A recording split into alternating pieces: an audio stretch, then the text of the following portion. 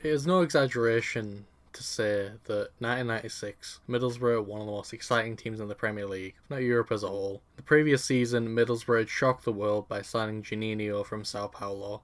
Despite a huge amount of clubs lining up in interest, Middlesbrough managed to convince him through the magical powers of Brian Robson flying over to Brazil and convincing him to join. Juninho believed in Robson's plan and vision for Middlesbrough, and with a hefty transfer fee, the deal was done, shocking everyone, most notably Middlesbrough fans, who really didn't believe Middlesbrough had a chance to sign a Brazilian, especially at this time. Foreign imports were starting to come in, but it was definitely the dawn of a new era, and this was one of the biggest moves in that era.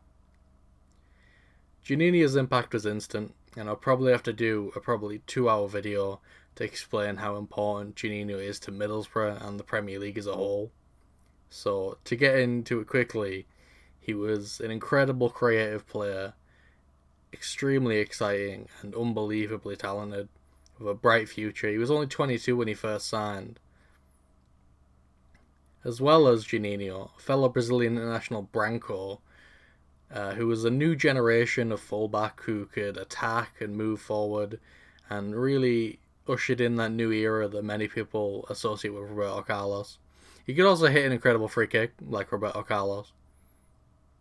Not to mention, they also signed Nick Barmby, who was an excellent winger from Spurs, I believe, and he helped complement Middlesbrough's fantastic attack. Middlesbrough did well that season. They came in 12th, which is pretty high for Middlesbrough standards, who are, pegged as a yo-yo team at the best of times, let's say. And then after that season, Brian Robson shocked the world again, as he signed Fabrizio Ravanelli from Juventus, right after Juventus won the Champions League and Ravanelli played a key part. Known as the White Feather, Ravanelli was an imposing and powerful goal scorer. He was fast, he had great defensive work rate, and on top of that, he had fantastic technique and class. He was everything you could wish for in a striker, and he honestly, probably, if he played today, he would probably still be very highly rated. And a lot of forwards from that era I don't think would have been. He formed a terrifying partnership with Juninho, and they hit it off immediately, turning it into probably one of the best attacks the Premier League has ever seen. And that's all without mentioning the signing of Emerson, another Brazilian.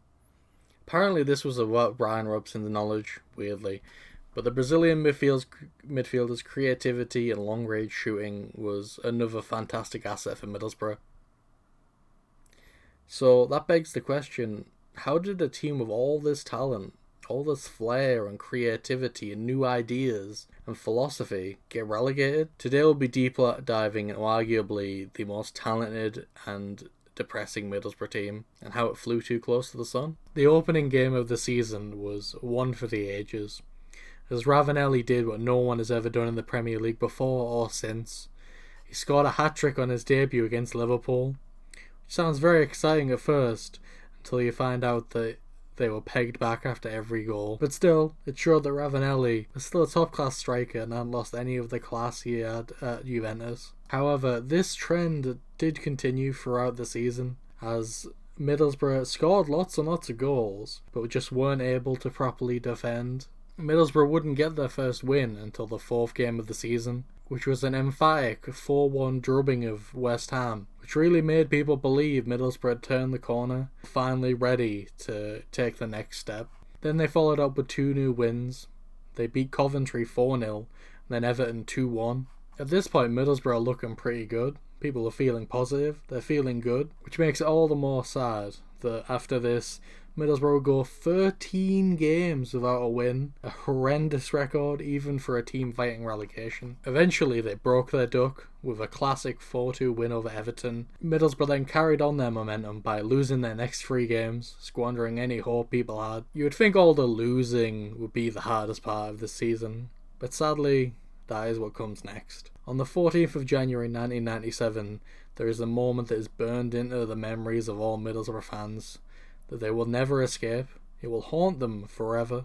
Middlesbrough squad was decimated by injuries, which was made even worse by a large portion of the squad catching the flu. The game was away to Blackburn, but Brian Robson felt it wouldn't be fair to play a bunch of youth players and requested that the FA would postpone the game on a Friday before the game. Blackburn protested and the FA made their decision.